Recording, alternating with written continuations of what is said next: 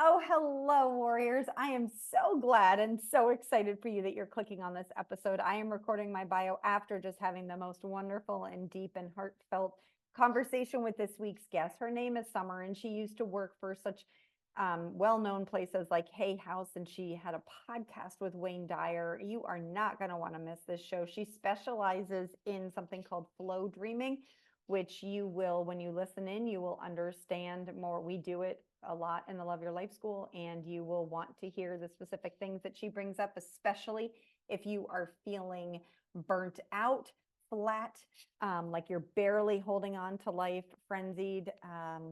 And if you're not, because I'm not feeling that right now, but this just felt like a big hug. So listen in, share afterwards with me what you liked about this episode, what we're going to take away, and then just give Summer some love also. All right, let's go, warriors.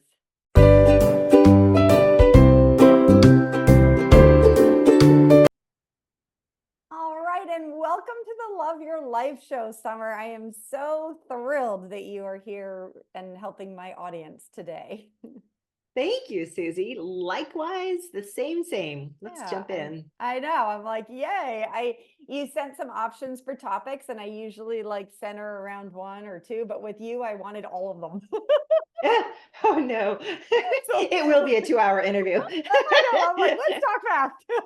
But I think what's calling to me most right now, I was just spending some time with a lot of my clients, and a lot of what's happening is, I'm around these like busy, goal driven, high functioning women. And yet there's a lot of feeling of just flatness and frenzied and almost this like, barely holding on to pretty much sanity, like a feeling of like frenzied. And I'm just wondering, and I know you can, but I'm wondering how you can help the listener who's feeling that frenzied ick, like where you might start with diving in here and helping us. Ooh, I mean, there's so many names for this: burnout, flatness, emotional dead zone, running on the hamster wheel, all of the above. Yeah, D, all of the above. Um, where do we begin?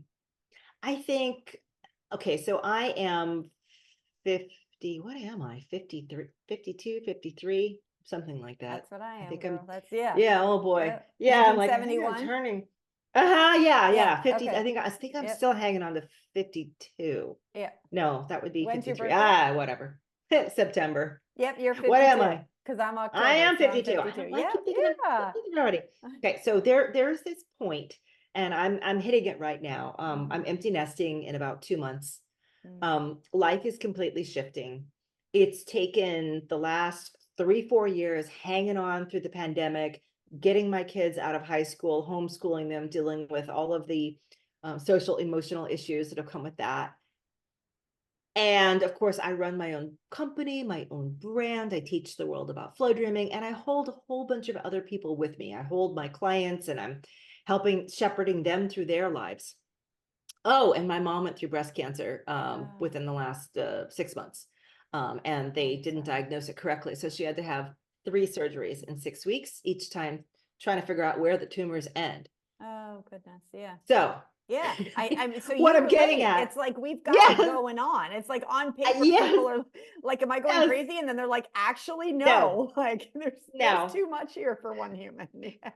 Just as you're returning to life after the Mm-hmm. pandemic, Mm-hmm. all the other things start sweeping in and rolling through, like Mm-hmm. the waves of the Pacific, right? Because I live by the Mm-hmm. Pacific, you live by the Pacific. Yeah. The waves roll in and they drink all the Mm-hmm. sand off the shore and they just suck it right out. And Mm-hmm. we're in a constant state of needing to renew. And sometimes I think the older we get, the more we feel like our vitality is just, I call it snap back ability, kind of like a rubber band. If you ever Mm-hmm. put a ponytail rubber band in, and it's like, just there's no rubber band inside it anymore. And Yeah. you're wrapping it like Yeah. 19 times around. Snap back ability. And we're like, Oh, what that, yeah. happened to it? Mm-hmm. Yeah, where'd it go? Um, so what I do is I start with a couple of exercises for people. I mean, my basic technique is called flow dreaming, which I'm sure we're Mm-hmm. going to get into, right? Which is Mm-hmm. a kind of emotional reconditioning. But one of the first things I ask people is, if you don't know where you're going, you're too tired to think about where you're going, you're barely hanging on to what you're doing, and you seem to be cycling or circling, or you just feel flat out stuck, right? These are all golden hallmarks of not, of needing the next phase, needing the next step, and often being too tired to even ask ourselves, what is that next step? Yeah, I hear that. So we start by refilling the well. And one of my favorite techniques, and it's in my book, Stuff Nobody Taught You. You can see it in the background if you're watching on video, but I'll put the link. One of my favorite techniques for refilling your well is called restocking the pantry. So imagine you have this walk-in pantry in this lovely kitchen of yours, and you go in there and you realize it's empty. There's like nothing there. You can't make anything out of breadsticks and sugar cubes and the bouillon that you didn't use for the last 18 years. Okay, so you can't do anything with this. This is how a lot of us get in our lives when we're constantly depleted, giving. As women, especially, we give. Raising our kids, there's always another obligation for us, always another thing to keep going, keep up, keep bosses happy, and so on. So I say, look, you don't even know what kind of food you want to make anymore. Like you don't know if you want to learn, Asian fusion or Italian or sourdough bread making. You have no idea. What you're going to do is you're going to go out and you're going to find a bunch of things that maybe you want to do, maybe you don't want to do. Maybe they sound fun for 5 seconds, maybe they don't. And I want you to start doing them. Do the things that, write a list. For instance, I just signed up for a drawing class myself, starting later in the summer. I didn't really want to learn drawing again. I've done a lot of drawing, but a couple of my friends were going, let's go. And I said, you know what? I'm going to refill my pantry, restock my pantry, refill my well. So we're adding in all kinds of ingredients is the point. At a certain point, you will open your pantry of yourself after you've put all the stuff in, and a lot of it won't work at all. No cayenne pepper is going into the cheesecake. Okay, it's just not going to happen. But you'll be able to pull certain experiences and things that you didn't even know if you wanted or liked, and something will become assembled from them. So, right after the pandemic, one of the things I made a point to do was get myself out to do things that I felt no motivation to do or that I didn't do in a long time. So I took myself to a UFO conference. I am not joking with you. Right. I was like, I need some new thoughts in my head, and I need exposure to new people thinking different ways than I know of. I loved it. It turns out I absolutely loved it, because the aliens they talk to are apparently non-physical beings as well as actual little green men. And I was like, I didn't even know this about you guys. It was fabulous, right? So, all right. So you begin by kind of refilling what has emptied out over time. Then you get to select. So it takes the pressure off. Where am I going? What am I doing? Why am I not happy? What do I do next? Or oh, go ahead. Sorry. No, I really appreciate what you're speaking to, because I'm imagining people out there, they're like, what are you talking about, Summer? I have no time. Like, you just listed all these things that you have going on in your life, which I know they can list, maybe not the same thing, but parallel. But what I want the listener to hear is that the part that you're speaking to is like, if we keep doing the same thing over and over, we're going to keep getting the same result. And I know you used to work with Wayne Dyer, and that is like one of his magical things. Like, if you want something different, do something different. So we're going to keep getting that empty, flatlined, frenzied feeling until we're like, okay, maybe I'll give this thing, Summer and Susie are talking about, a try. And for me, this is the work that I'm doing also. And this is very uncomfortable to think of, what are all those things? Like, what are those things? Maybe I will go to a UFO concert. Maybe I will try knitting. Maybe I will try drawing. What do I, and my brain immediately is like, no, you don't have time. That's not reason, it comes up with all this nonsense. And I think what I'm hearing you say is to just try to turn down the volume of that no for a little bit, because the other volume in our inner body that is screaming at us when we're feeling frenzied and barely holding on and burnt out, and that's not working. So it's like, but I think what happens in midlife is this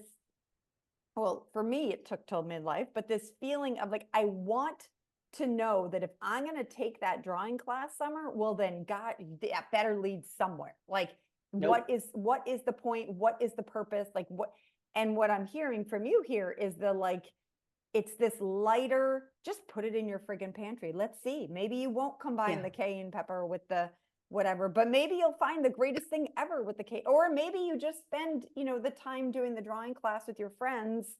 I just know, and I know you know this too, something always comes from it. Like the UFO thing, Yes. you're like, that's bizarre. But then somehow when we're continuing to get out of our comfort zone and taking those little steps, we do feel something expands in our brain versus doing the same thing over and over and over again. So Yes. I think that needs to be heard, that this discomfort of like, no, I can't, that voice in your head is normal, and that voice isn't getting us anywhere. Preaching to the choir here. Yes, yes, yes, and Mm. yes. We tend to lock ourselves into a hamster wheel, Mhm. especially after decades when we've accumulated so many responsibilities. Mhm. And we have to pay our bills, we have to pay the rent and the mortgage and or the college bills and or for our parents where they're getting Mhm. assisted living. I mean, I'm in a sandwich situation myself. Yeah. Um, we can't get off the treadmill. But what Mhm. happens is then we burn out on that treadmill Mhm. until we flatten. We either we go into the emotional dead zone, Mhm. or we just fall apart. Something happens to our own Mhm. bodies that takes us out of the game. Mhm. Yeah, So that's what I my see, like goal, this, yeah, this yeah, pivot point right here where we can just hmm dig in and keep doing more of the same and getting more of the same until we get a physical diagnosis, or we just yeah, are doing things in our life to sort of numb ourselves out, like the over drinking, the over shopping, the overeating, the over obsessing about our yeah, kids' lives or our parents' lives, yeah, like, um, or what you are offering here. yeah. Right. And I see a lot of numbing going on, or I call it self-soothing. Mm-hmm. When you are holding that much and you're holding Mm-hmm. it out of a state of fear, Mm-hmm. right? It's usually not out of pleasure. I love being so full. I Mm-hmm. love doing all. There's not a single one I'd want to drop. We Mm-hmm. don't say that. We're like, I have to, I Like have if to, I I don't, have who to. will? What will my kids do? What will my parents do? Yes. Right. And Mm-hmm. it's a control thing. Mm-hmm. Well, why? You stepped in and fulfilled that because you could, and everybody thought you were going to be good at it, and you knew you'd be good at it too, and so Mm-hmm. you did it. Mm-hmm. But doing that takes away the opportunity from other people. Mm-hmm. It stunts their ability to grow into that space. Mm-hmm.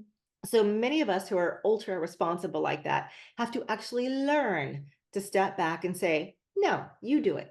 Mm-hmm. Your turn. You can figure it out. I believe in you. Why don't you grow into it? But you see, Mm-hmm. we've actually conditioned a lot of people around us to think of us the way that we want them to think of us. Mm-hmm. I'm the one who gets things done. I'm the one who's going to take care of this. I'm the one you can rely on. I'm the one who's going to take care of mom and take her to her hospital appointments. And we've Yeah. we've actually taught them to think that way about us. Well, So and we we've can't, based our yeah. identity. I'm sorry to interrupt, but that's really Oh something yeah. where it's like I have Yeah. found myself where I'm like, not only have I taught them that, but it's also a place where I sort of get some feeling of importance and identity, and that, and yet it takes that, the pandemic you mentioned, I think that really was a time. Sometimes it takes something for us to pause and be like, but is this the Mhm. identity I want? And I really appreciate my listeners for listening to shows like this, because it is almost easier to our nervous system to just keep doing, like, keep living your mom's life and keep living your kids' life and keep overthinking and over functioning and letting them be under functioners, or it doesn't serve anyone, but all of us keep doing it because it's what we're used to. And yet we get to a point, it's sort of that like dark night of the soul where we're like, wait a Yeah. minute, what do I want? So I guess I would love for you, because this is where I found flow dreaming, and I sort of speak of it differently in my work, but I'm just fascinated, and I would love for you to explain a little what flow dreaming is, and to help us with how might we use flow Yes. dreaming for this purposeless feeling and Mhm. reinventing ourselves. Exactly. Exactly. Right. And just to a word to the idea about reinvention, we will reinvent ourselves multiple times in our life. There's probably yet another reinvention coming ahead of the one you might even be in right now.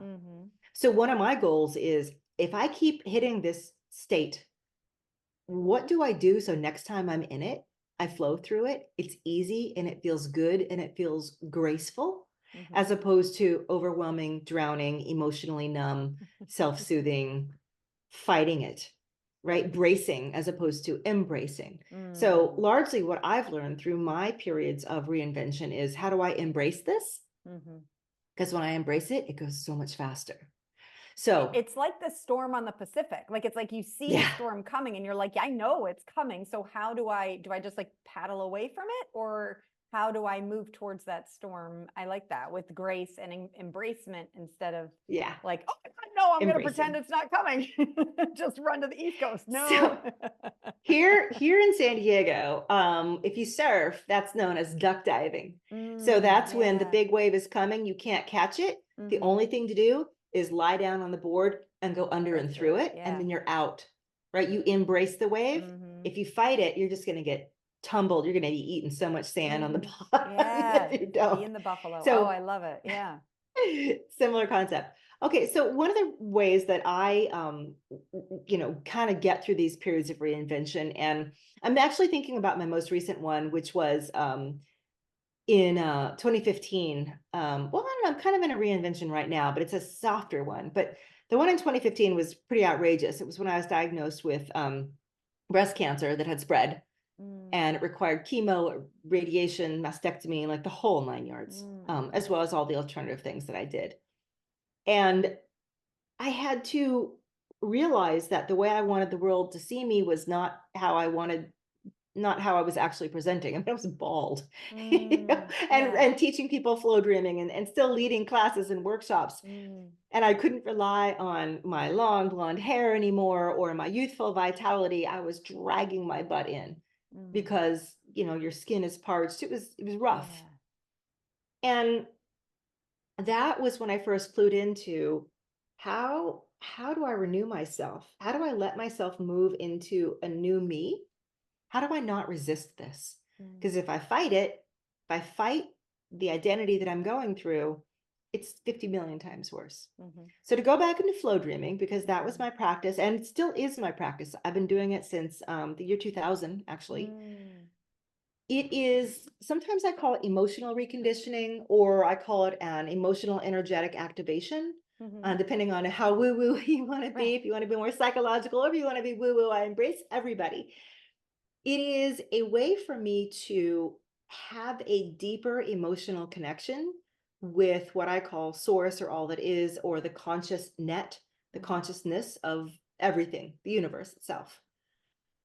And to get into this flow state, it's remarkably simple, stupidly simple, I say.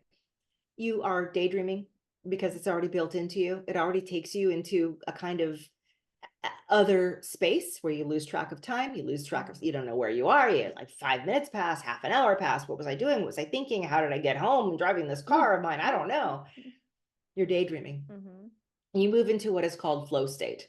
Now, flow state has been studied for its psychological, like, peak state, all the breakthroughs you make, or the perfect tennis swing, or whatever. For me, flow state is amplification. It's pulling out a bullhorn, or a conducive tube, like the old-fashioned string with the cup that, you put, like kids played with back in, I don't know, 100 years ago. So we're getting into what I call flow state. It happens very easy, automatically. But the thing is, what do you do there? This is where I go in and I start really communicating. I do it through what I call the language of emotion, our feelings. And I think it's pretty ironic and cool at the same time that so many of us who are wanting to reinvent ourselves have no emotions left to do so. Like, none. Or we've just medicated the heck out of them, right? Because we're like, I can't deal with these anymore. Ignored the heck out of them. I've pushed it. Ignored. I've been like, oh no, I'm fine, for so many years. Oh, yes. So for some of us, the very first thing we have to do is rekindle our love and adoration for our own emotional selves. And this, love your life, right? You have to say, I love that I have feelings. I love these feelings. I don't necessarily love the feelings I'm having at this moment, but I appreciate that they're telling me something vital to me, because I believe everything in my life is communicating something really important about what's next for me, or replying to a request that I've had. So that's another idea that I often play with. Life isn't, you don't just make requests and have longings, and life is just silent mouthed and empty and not going to give you anything.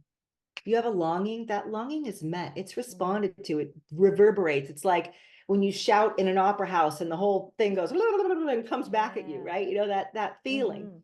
Life is always doing that. And often it comes through the emotions that we experience. So in flow dreaming, we don't just suffer under an umbrella of emotions. We get to choose our emotions. We don't respond to what has already happened to us, the stress of our day, the fact that we didn't sleep well last night. We were up at 3 a.m. and our mind was going crazy. And then we had a hot flash, right? Okay. Yeah. You know what I'm saying? I'm running out of estrogen patches. What's happening? Right. Exactly. All of it. Yeah. Yes. All of it.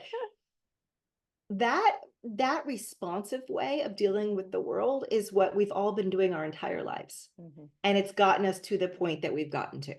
Yeah, Tired, overworked, unsure. Yeah, your butt is on fire Flatlining. and you're just racing. Yeah. That's responding. That's the fire truck constantly responding to the siren over and over. We turn that absolutely around. And instead, we choose the feelings we want to feel. And when we go into flow state and do flow dreaming, we feel those feelings. We have no reason to feel them. No one's given us permission to feel them. There's nothing in our life that validates them at this point. But what I'm doing is I'm communicating both to myself, and I'm actually reprogramming some, neural networks and neural plasticity, the conduits of, like when you meditate, same thing happens, new pathways form. So I'm actually shaping my emotional self every time I practice this, so that next time I feel something, I'm a little less going into panic and overwhelm. And maybe I'm more like, oh no, here's how we actually feel. I'm creating these new systems in me. However, spiritually, energetically, in my connection to my future self, I'm broadcasting, and I'm telling it by virtue of feeling it. I'm becoming this, and I'm saying, you guys, this is where we need to go. This is where I'm feeling. This is what I want. I'm not responding to outside stuff, because the outside stuff will change eventually. But right now it's not changing because it's still responding to what's inside of us. We are changing here first, inside, then the outside gets to adjust and change. We have to do it first. I call it creating an emotional, energetic blueprint for ourselves. So I'm going to go in and I'm going to say, I feel really enthused about life. I feel excited when I close my eyes often when I do this, right? I do too. Get into that channeled space. I feel so excited about what I'm going to be doing today.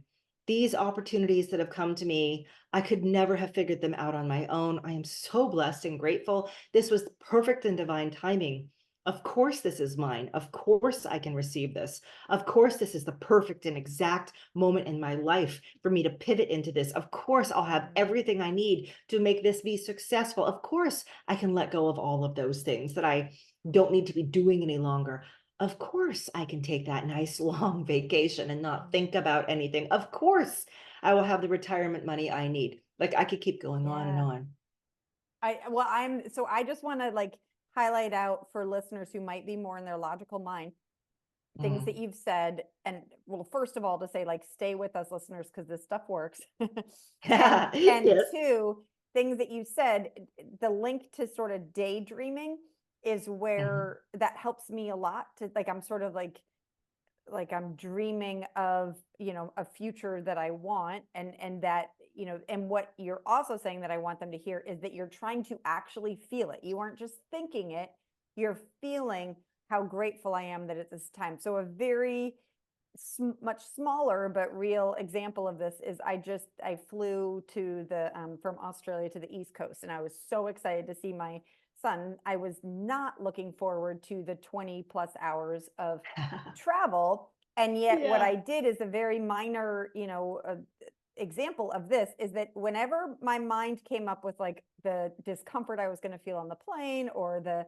packing ahead of time, I closed my eyes and I imagined myself and I am getting goosebumps now, and I close my eyes too, walking out at the airport, Dulles International, and seeing my son waiting there for me. And just that feeling, and I could feel it just through my whole body. And then what I just want listeners to hear is that then when it happened, because it just felt like, it almost felt surreal. I'm like, oh, here I am in the dream world. And of course, listeners might be like, well, Susie, you knew that was going to happen. That's fine. And yet I need to say, this is how anything happens. If we want something different than what we've had before, we have to get into this place. I was in a miserable, awful, really emotionally abusive relationship and marriage before. And in that marriage, there was something in there that I hear you speaking to, that longing, that inner knowing, that I was like, okay, there's something else out there. And it's sort of that, like, okay, maybe I'll take the UFO class. Like, I don't know. And so it's like, you just take the next right step. And I spent a lot of time in my head imagining and feeling what it would feel like to be in a marriage that was deeply connected and kept getting better. And there was nothing in my present reality that would show that. Similar, like where you're saying, like, well, of course you knew when you walked out at Dulles, you'd see your son. It's like, no, this works in small ways and it works in big ways. So I really want us to just keep our mind open to what Summer is saying, because I am in a deeply committed marriage right now that keeps getting better. And that is not by some woo-woo magic. That is all of it coming together, and the power that we have as humans, and the neural pathways and all of that. So keep preaching, Summer. I just wanted to get, if there was, because I used to be that, that I'm like, no, whatever, click off. I'm like, no, this stuff works. Yeah. Yeah. I mean, there's so much gimmicky stuff out there, like around the world of quote manifesting. Yes, I teach quote manifesting, but for me, it is a very different animal. What you were describing, I have lingo for, I call it pre-paving. If you don't pre-pave where you're going, then you just end up walking down a road without a map. You're just going anywhere. Who knows? But if you pre-pave it, if you have that map, you're constantly going into a certain, and with flow dreaming, it's like a psychological state that you go into that is a heightened connective state. Right? It's like where you completely open. It's daydreaming plus. And if you pre-pave like that, like if you think about this, we all do so many physical things every day. Our goal lists, our chores, our responsibilities, like we know all that physical stuff. Sometimes we get a little lost, like what's the right next step? Should I, take classes in school again to get a master's degree, or should I change jobs? Like, fine, you've got to make certain action-oriented choices. But the other side of things is what I call the non-physical actions, or pre-actions, or pre-paving. So I look at the world as if one, every, there's one, but then one splits into two. So we live in this world of duality or dichotomy, up and down, black and white, forward and backward, here and there. Yeah. If that's all true, if every little coin, like here's a little fake coin, a coin is one thing, but it has two sides. It's basically one and split at the same time. Most of us only work on one side of the coin, the physical. And we're taught that the spiritual or is religious, and that all happens after you die, whatever. However, the non-physical is just as vibrant, alive, well, and functional as all the physical stuff, but most of us pay no attention to it. So when I'm talking about crafting a direction for your life, what I'm saying is you can run the whole course of trying to make the right choices until you just stop and you say, I have no freaking idea anymore. That's great. You've maxed that one out. What about the stuff you haven't been listening to? What about the other side, physical and non-physical? I call it action and pre-action, right? So you have a response or you have a pre-sponse. You are either referring to things that have already occurred, or you're referring to things that haven't yet occurred. And that is a huge missing piece for so many people, especially to get back to your point about refilling that pantry. I want to react to things that haven't yet occurred. And I want to give my life an indication of what feelings I want to have, like you with your marriage. You're like, I know exactly what kind of marriage I'm in right now. It's crap. But here's the marriage that I know I could be in. and I can feel it. I can feel my son in the airport. What you're saying to your life is, these are the feelings I'm moving toward, and I'm going to feel them now. And I'm going to feel them over and over again. And as I do this, a kind of communication is going on. I don't believe this is just trapped in your head and circling. It is moving outward from you. It is interconnected to all things. Just, I believe in, again, our connected consciousness. So when you're feeling something, it's kind of already aligning to other people and events. And to me, that makes sense, because otherwise we would just be walking into chaos every day, just like whatever physical things just happen to tumble in to tomorrow. Well, and that's why I think a lot of people feel very out of control, because, and then they're trying to control and doing more of the same thing. But it is allowing, it's that little, like, opening our window of possibility in our brain to the possibility that something else might be different. And that's exactly like when I was in that marriage and I was like, oh no, not this, like not this. And I started to get that like ability to sort of pre-pave and dream of like, well, what might I want it to feel like? I did not know if that meant that my first marriage was going to end. And that's what I want listeners, like, you don't know. I wasn't like, oh, this, there's no way. I think most listeners, if they know my story, there's no way I would have found myself in a country that I never even thought I'd visit, married to a man that I met on a freaking meditation app. Like, there's no way that would have played out. But what I did know is I was like, not this. I want something a little different. So now what? Oh, maybe I'll ask that, the man I'm married to for therapy, or you just take the next right step to fill that pantry. And it is in that feeling of it. And allowing ourselves to feel that might be possible in a different, I really appreciate this a lot for the listeners. And I guess another thing I'd like to say is that what I'm hearing you say is that, in the way that our brain works is we spend a lot of time in our habit loops doing the same thing over and over. We're on the treadmill, we're doing this, we're thinking the same way, we're doing the same things. And what I'm hearing from you is a little bit of stepping off the friggin' treadmill to do some of this pre-paving. And so the flow dreaming, which I will put lots of links in the show notes for listeners, you even have an app on how to do it and how to bring it into your life. Is that something that you would advise people to spend time doing every day or every week, or tell me more? Heck yeah. I've been doing it daily, multiple times a day for going on 24 years now. Whenever I'm creating a new emotional stuff inside myself, right? If I'm going to close my eyes, I'm going to go into flow, and maybe I'm focusing on a certain area of my life, like I'm feeling deep renewal, direction, and being held by the bounty of the universe. Everything I need is here. And my next steps are absolutely revealed so easily, so brilliantly, so perfectly to me. And I feel this happening. Okay, so that's a collection of emotions around a certain area, say renewal. But I can feel it. What's it like when I feel excited? What's it like when I feel like, I've got something, I'm grabbing it. This is right. I just want this. This feels so good. Passion, inspiration. Whenever I feel that inside of my flow, or when I'm doing my flow dreaming, I'm actually adding that to my entire system. I'm adding it to my cells. I'm adding it to my neurons. I'm adding it to what I consider to be my non-physical self. If I do this all the time, it's like putting scoops of sand on the beach. Eventually, a sandcastle will be made. It will happen. It's like going to the gym. If I go the first couple times I work out, not a lot. It's kind of weird, painful. I don't want to go back. And then a month, 2 months, 6 months later, my muscles respond. When you start emotionally shifting and purposely creating this, 3 months, 6 months down the line, your emotional self, your life responds, because you've literally made more of this in you now. And the lack thoughts, is what I call them, start to get edged out. There's just not as much room, because you're 60% good feelings now, 40% bad. And we keep on continuing. And again, what we are feeling for me is like mirror. It's like a hall of mirrors. This is how I feel, and this is what I expect, and this is who I am. How can life mismatch to that? It's very hard to stay in alignment with something like that. So the people who used to be, they can't quite match you anymore. And what happens is you don't even have to get those situations or people to go away.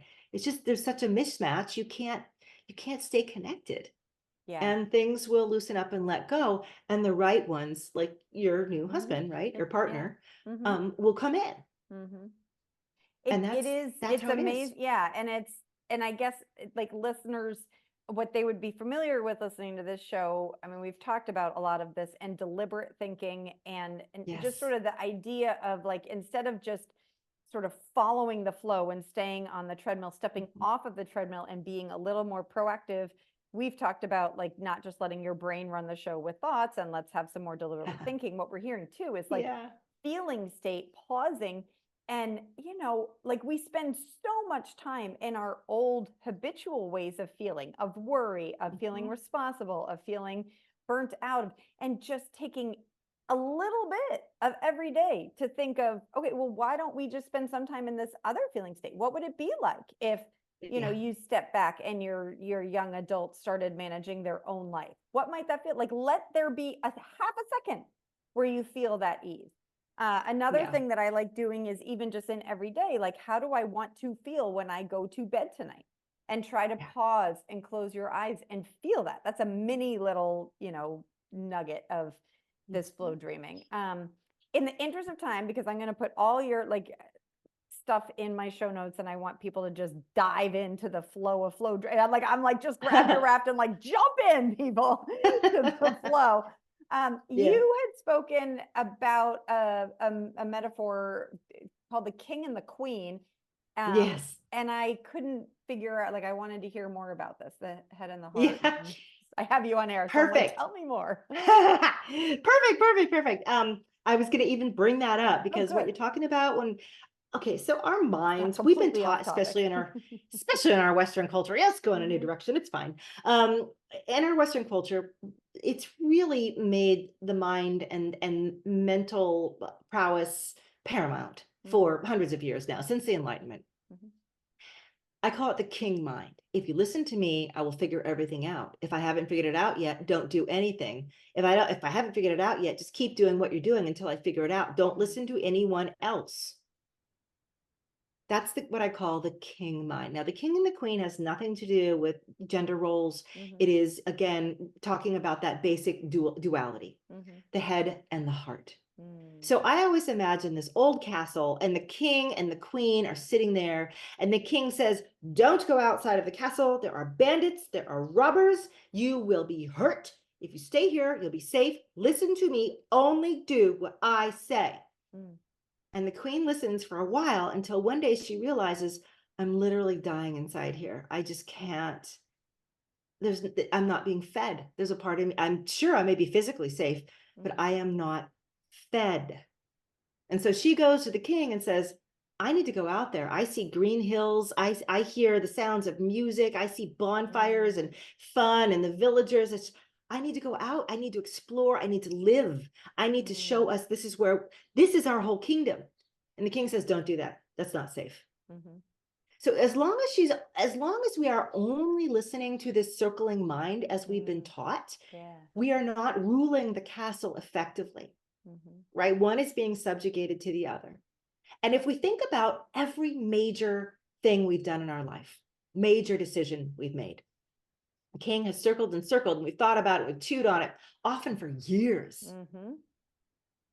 And then there comes a moment when this heart part of you, the queen, the part that says, this is why we're actually here, buddy. This is what we're actually doing. This is the point of freaking life. The queen says, I'm getting divorced. Queen says, I'm quitting, not one more day. Queen says, oh God, I might be in love. Now what? I had a baby. Oh, my queen heart says, I am so different now. If you think about the biggest memories we have in our head, they're imprinted from our emotional self. The biggest decisions have always been ultimately the queen's to make. Even though the king acts like, I did all the prep work, I did all this, I got us all ready. Queen always pulls the trigger. So we discount her power continuously. And what's more, we've been told to be afraid of her power. Be afraid of your emotions. Don't trust yourself. Don't listen to that. Didn't work out last time, did it? Again, that's the king speaking. Stay inside and be safe. Staying inside and being safe means atrophy and and death. I always, because I use the analogy of flow a lot. Mm-hmm. Flowing water is fresh. Yes. Flowing water is life. Stagnant water, that's death. And so we're always balancing this kind of safety of the stagnancy with the flow, which can become a little too urgent or exciting at times or scary. It's a balance of the two. So that's where I come up with king and queen, because all of us can resonate with, which one am I more? Which one do I trust more? Which one has actually led me more correctly more often? And it's a really good deep thing to question about yourself, because I would encourage you to get in balance. Well, and I am going to imagine that most people, who were listening to the show are like me, that find the queen energy highly discomforting because Yes. we've been taught that the king way is the right way, that it Yep. really is that, it's that what we were talking about earlier about the control and like, let's make sure, okay, I'm feeling whatever I'm feeling about my kid. Well, I'm going to tell them what to do. Or I'm feeling nervous about my mom and her struggle with breast cancer and her aging. So I'm going to tell her that that's the king energy. It's that like, let's do it. And that can just continue to close us off while the queen is over there feeling and we're ignoring it. And I really think that speaks to the pivot that we've spoken about this whole time, is this, like, we can keep doing what we've been doing and using the king. We need the king for some things, but using the king to keep us in line until our lines are so rigid and so small and so narrow that we feel literally suffocated. And then that's when we're doing, the self-abandonment or the other things that aren't helping us, or listening a little to that queen, trying to tap into what, and using, what you said, the acceptance of our feelings, that our feelings here, that feeling of overwhelm, that feeling of burnout, that feeling of flatlined and frenzied, those aren't bad. It's actually wonderful that we feel those, because that can tell us, it's like, hey, listen to Summer, let's do some flow dreaming and let's try to open our mind to be like, what might be possible? When our king brain is telling us, no, keep doing this, you'll do this for the rest of your life, when we feel like crying, freaking listen to that. That's the queen being like, I'm sorry, I'm going outside today. Exactly. The king is going to tell you what to do. He's going to mentally give you a list. The right thing. Yeah. The right thing. The queen is going to help you feel. And all the feelings we have are communication from her. Every single, I often say that I teach about emotions like crayons in a box, that old fashioned box we got when we were kids. It has like 100 colors in it. And we're like so excited and stoked on that, right? Black crayon does the night sky. Right? We need that color. That weird green one I always thought I didn't need. Like that was, they're all there for a reason. Exactly. So again, if that feeling of I'm so exhausted, great. Maybe that's a dark gray blobby crayon. And what it's saying is, this is what quicksand feels like and looks like. This is what the sky looks like when it's rained for ages and no sun has come out in 10 years. I'm telling you something. I'm telling you, it's time for sunlight. It's time to move into a different space. It's time to, it's a language. Emotions are a language. Yes. And we can not just listen, but we can actually speak back in that language and start programming it where we want to go with things. I, for instance, will flow dream. Tomorrow I will get up in the morning and I'll do my flow dreaming, and I will say something like, today is a really good and positive and powerful day. I can feel the power. I can feel the positivity. I can feel right things aligning all around me. I can feel these things that I've been worried about or not sure about just snapping into place, just clicking into place like a roller coaster on its tracks. Just boom, there it is. And I don't have to worry about it. I'm good. And I trust my king mind will make lots of great decisions, but I can feel the flavor of the day, I can feel the flavor of the week. Now, this doesn't work with everything because I'm not in control of other people's lives. Other people are still going to bring me torment and worry and fear and lots of things because I'm in relationship with them and I can't control their lives. So we can't even hardly control our own, right? But I will accept them in and say, even though I love you and you're bringing this hardship into me right now, or my boss or my workplace, I can still decide how I want life to feel to me. And I guess I think Despite Yeah, this is a great place to finish up and I just like so much of what you're saying is highlighting this, like, get off the treadmill. And Yeah. what you just said, like how you start your day, some people might be like, well, that's awfully like woo woo or whatever. But what I want to point out Mhm. to our listeners is we're doing the opposite. We might wake up and have what we think are more realistic thoughts about the day. Well, today's going to be Mhm. hard and today's going to be this. And we're flow dreaming in another way. We're bringing that energy to us, which then means Yes. our brain, what you and I know with brain science, our brain will be looking for that. It'll be looking for the Oh hard. yeah. It'll be It'll looking be for the, attuned. and we'll bring that shit in. And it's like, okay, so Yep. we're just, if you're feeling ick, instead of doing the same thing over and over, maybe try one day, 2 days, listen to, like, click on the link in the show notes and do one of Summer's flow. She's so generous with the work that she's put out there for us to access for free and to try it. And then she has many programs. Your list of programs were like candy in a store. I mean, there's so much out there. And to just, like, you're feeling this ick now, and we don't want to keep feeling it 10 years from now. There is Yeah. an option, and it just takes stepping off that treadmill and following that little spark of like, okay, well, maybe what if? That's your queen in you. Let's listen to that what Yeah. if. Yeah. Yeah.